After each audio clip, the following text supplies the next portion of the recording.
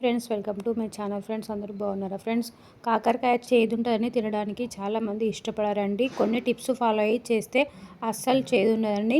కాకరకాయ అంటే ఇష్టపడని వారు కూడా ఇలా చేశారంటే చాలా ఇష్టంగా తింటారు వారు కూడా.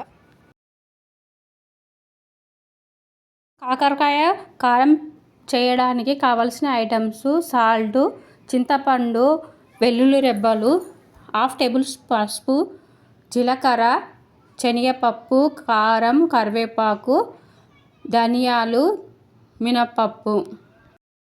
నేను ఇక్కడ 250 గ్రాముల కాకరకాయలు తీసుకున్నానండి. 1 కప్పు కరివేపాకు తీసుకున్నాను.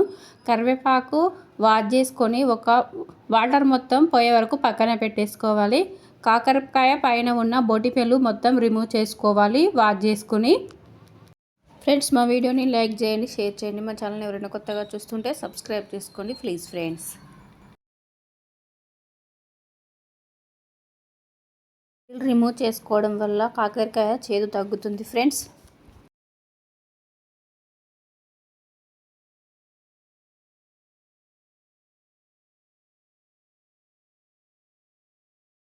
ఇలా చిన్న చిన్న పీసెస్ లాగా కట్ చేసుకొని పక్కన పెట్టేసుకోవాలి.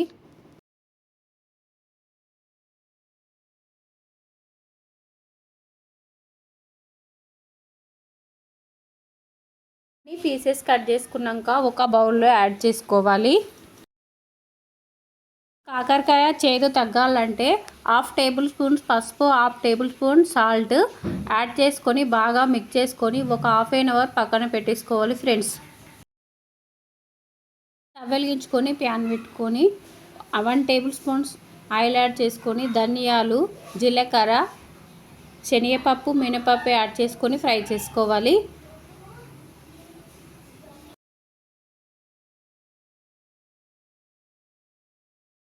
అయిపోయాయండి, పక్కన పెట్టేసుకోవాలి ఫ్రెండ్స్. హాఫ్ ఎన్ అవర్ తర్వాత చూస్తే కాకరకాయలు అనేవి ఇలా ఉంటాయండి. కాకరకాయలోని ఇలా ప్రెస్ చేస్తూ ఉంటే మొత్తం వాటర్ అనేది బయటకు వస్తాయి ఫ్రెండ్స్. అన్నీ ఇలానే ప్రెస్ చేసుకోవాలి. ఇలా చేయడం వల్ల కాకరకాయలో చేదు తగ్గుతాయి ఫ్రెండ్స్. మెయిన్ ఇదే, కాకరకాయ చేదు తగ్గాలంటే ఇలా చేయండి. మీరు ఏ కర్రీ చేసినా సరే కాకరకాయలకు ఇలా సాల్టు, పసుపు వేసి పక్కన పెట్టేసుకొని తర్వాత ఇలా ఫ్రై చేశారంటే చేదు తగ్గుతుంది ఫ్రెండ్స్. చేసుకోవడం వల్ల ఫ్రై చేసుకోవడానికి కూడా ఆయిల్ చాలా తక్కువే పడుతుంది ఫ్రెండ్స్. చేసుకున్న ధనియాలు, జీలకర్ర, పప్పులు ఇప్పుడు పౌడర్ చేసుకోవాలి.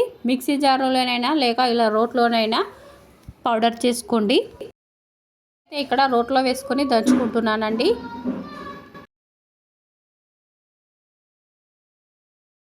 వెలిగించుకొని ప్యాన్ పెట్టుకొని 6 to 7 టేబుల్ స్పూన్ల ఆయిల్ యాడ్ చేసుకొని కాకరకాయలు ఫ్రై చేసుకోవాలి.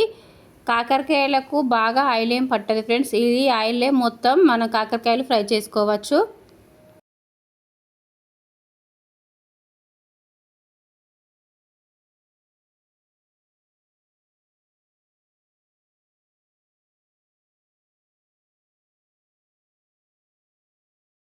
వెల్లుల్లి రెబ్బలు, చింతపండు యాడ్ చేసుకొని దంచుకొని పౌడర్ చేసుకోవాలి.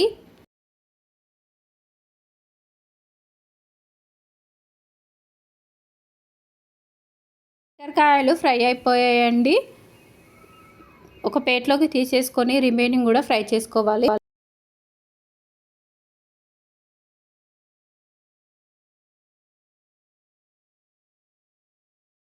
2 టేబుల్ స్పూన్ల red chilli powder, 1.5 table spoon salt add చేసుకొని ఒకసారి పౌడర్ చేసుకోవాలి.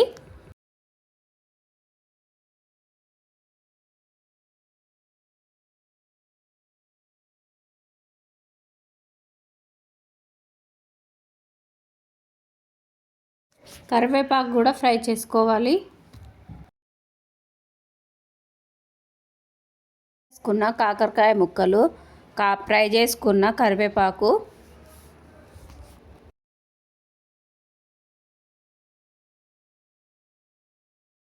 ఫ్రై చేసుకున్న కాకరకాయ పీసెస్ను ఒక బౌల్లో యాడ్ చేసుకొని ఇలా చేతితో గట్టిగా ప్రెస్ చేసుకుంటే మొత్తం పౌడర్ లాగా అవుతాయి ఫ్రెండ్స్. మిక్సీలో ఏం అవసరం లేదు, ఇలా చేతితో తురుముకుంటే సరిపోతుంది.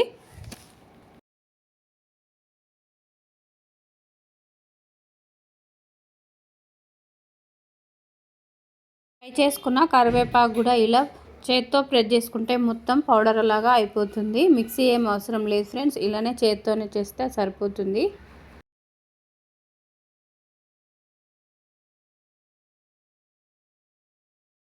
ముందే ప్రిపేర్ చేసుకున్న కారం పొడి ఇందులో యాడ్ చేసుకొని ఒకసారి బాగా కలుపుకోవాలి. టేస్టీ కాకరకాయ కారం రెడీ అయిపోయింది ఫ్రెండ్స్. ఇది వేడి వేడి రైస్లోకి చాలా బాగుంటుందండి. 2 months వరకు దీన్ని స్టోర్ చేసుకోవచ్చు. ఫ్రెండ్స్, ఈ టిప్స్ ఫాలో అవుతూ కాకరకాయతో ఏ రెసిపీ అయినా చేయండి. 100% కాకరకాయ అస్సలు చేదు ఉండదండి. ఫ్రెండ్స్, మా వీడియోని లైక్ చేయండి, షేర్ చేయండి. మా ఛానల్ ఎవరైనా కొత్తగా చూస్తుంటే సబ్స్క్రైబ్ చేసుకోండి ప్లీజ్ ఫ్రెండ్స్.